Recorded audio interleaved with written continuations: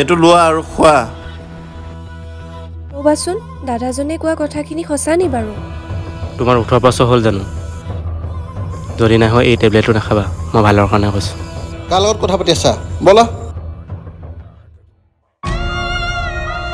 যোৱা তেতিয়াহ'লে, দাদা কথাকে শুনি থাকা। পাছত যদি প্ৰব্লেম হয় মোৰ ওচৰত নাহিবা কিন্তু।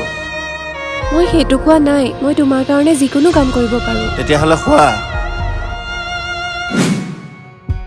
এই দে তাইক, নেক্সট টাইম যদি হাত লগা ন, মোতকৈ আৰু কোনো বেয়া নহ'ব। এইটো তাই আৰু মোৰ পাৰ্চনেল মেটাৰ, তই মাজত সোমাব কোন?